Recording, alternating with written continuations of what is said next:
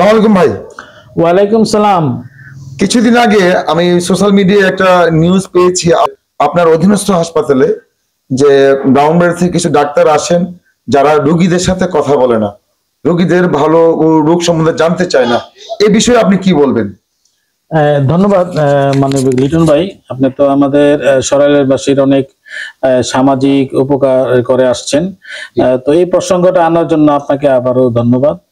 আসলে আমাদের দেশের মানুষের যে চাহিদা অথবা ধরেন সময়টা, এটা আসলে ওনাদের অধিকার আছে, বাট আপনি হয়তো খেয়াল করবেন বহির্বিভাগে আমাদের কোনোদিন 500, কোনোদিন 550 এরকম পেশেন্ট হয়।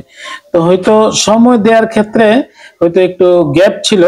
তারপরও আমি যেহেতু প্রসঙ্গটা আসছে, আমি আবার ওনাদের সাথে বসছি যাতে এরকম সমালোচনা অথবা দৃষ্টিকটু ভবিষ্যতে না হয়। আপনাকে ধন্যবাদ। আপনাকেও ধন্যবাদ। আমি দীর্ঘদিন থেকে এই হাসপাতালে আসছি, বহু রোগী নিয়ে আসি, ভালো ব্যবহার এই সরাইল হাসপাতাল থেকে প্রতিটা ডাক্তারের কাছ থেকে পেয়েছি, নোমান ভাইয়ের কাছ থেকে পেয়েছি। আজকে আমি নিজে এই যে আসছি, একটা অসুস্থতা নিয়ে ডাক্তারের কাছে আসছি সেবা দিতে।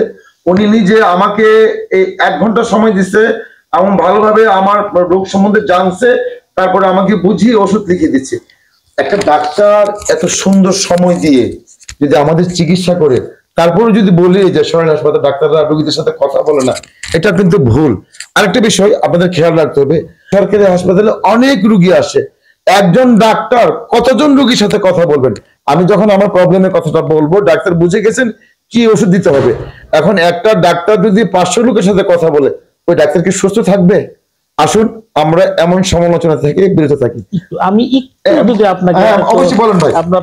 আপনাকে সাথে নিয়ে আমি আমার সরলবাসীকে আমি কয়েকটা সুখবর দিতে চাই। সেটা হচ্ছে রিটন ভাই, আপনি জানেন যে আমাদের মাননীয় প্রধানমন্ত্রী স্বাস্থ্য বন্ধ, আমাদের এই হাসপাতালে অত্যাধুনিক একটা ভবন নির্মাণ হবে, আমরা সবগুলি দপ্তরের সেবা দিতে পারবো। এই মুহূর্তে আমরা 24 ঘন্টায় আমাদের যারা ডেলিভারির উপর এক্সপার্ট, তারা 24 ঘন্টায় অর্থাৎ 24/7 যেটাকে বলা হয়, সার্বক্ষণিকভাবে স্বাভাবিক ডেলিভারির জন্য আমরা প্রস্তুত রয়েছি। এবং যে কোনো সময় প্রসব যদি দরকার হয়, আমাদের উপজেলা স্বাস্থ্য কমপ্লেক্স উন্মুক্ত, এবং আমি দায়িত্ব নিয়ে এই স্বাভাবিক ডেলিভারির জন্য আমরা চেষ্টা করব। আরো একটু প্রসঙ্গ বলতে চাই, যদি স্বাভাবিক ডেলিভারি না হয়, আমার এখানে ব্রাহ্মণবাড়িয়া জেলার খুব বিখ্যাত গাইনি কনসালটেন্ট যিনি সিজার করে থাকেন, আমাদের এখানে এই ব্যবস্থাটাও আছে।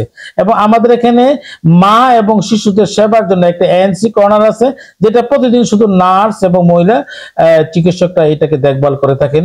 আমি সরলবাসীকে আহ্বান করব, আপনারা আমাদের হাসপাতালে আসেন, মা এবং শিশুর এই সেবাগুলি নেবেন, এবং প্রসব এবং এই অপারেশন জাতীয় এই পরামর্শগুলি আপনারা সম্পূর্ণ বিনামূল্যে আমাদের হাসপাতাল থেকে গ্রহণ করবেন।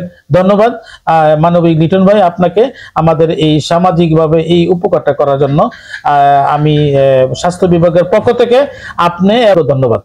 আপনাকে অনেক ধন্যবাদ। এই কারণে যে আমি অসুস্থ হয়ে আসছি, আপনি সুন্দর একটা সেবা দিয়েছেন। আর আমি কিছু মানুষদের বলছি যারা বুঝেন না, সরকারি হাসপাতালের ডাক্তাররা বিসিএস দিয়ে আসতে হয়। বিসিএস মানে কি? একটা ভালো ডাক্তার না হলে সরকারি হাসপাতালে ডাক্তার হতে পারেন না। তাই বলবো ডাক্তারদের ভুল ধরবেন না। অনেক ভাই, সকলে ভালো থাকবেন। আল্লাহ হাফেজ।